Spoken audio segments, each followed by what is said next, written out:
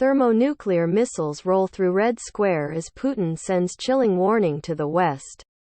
Russia prepares for Victory Day parade while its army continues its carnage in Ukraine. The -24 Yars ballistic missile, which experts believe can carry up to 10 warheads, was paraded today. Intercontinental weapon, which weighs 49.6 tons, can travel up to 24,500 km per hour, has range of 12,000 km. Jubilant soldiers and servicewomen marched outside the Kremlin in preparation for Monday's celebration. Nuclear missiles have rolled through Moscow's Red Square in a chilling warning to the West as dictator Vladimir Putin prepares for his annual Victory Day parade on Monday. The warring president will hope to celebrate a triumph in Ukraine at the annual celebration, which marks Russia's victory over Nazi Germany in World War II, raising fears of increased attacks on the war-torn country over this weekend.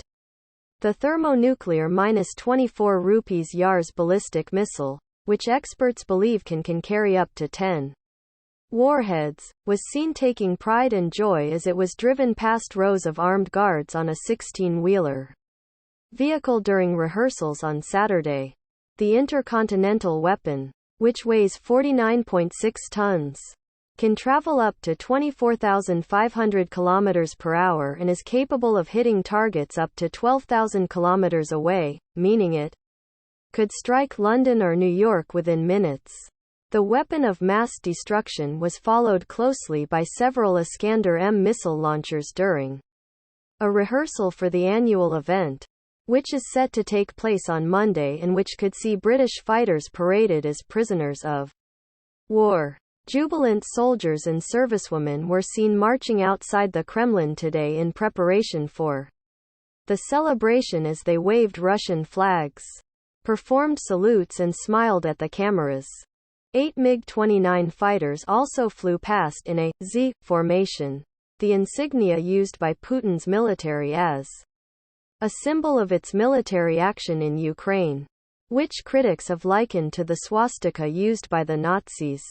Meanwhile, just 1,200 kilometers away, Ukrainian soldiers are preparing to make their last stand against Putin's warring forces in the strategic port city of Mariupol, where hundreds of civilians are cowering for their lives in tunnels underneath a steel mill as they attempt a last-ditch evacuation.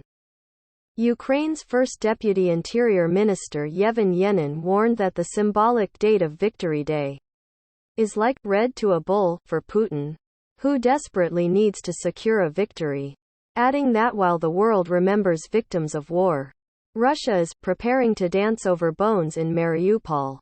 It comes after the Ukraine-based Center for Defense Strategies said that 500 captured fighters could be forced to go through Red Square for cameras.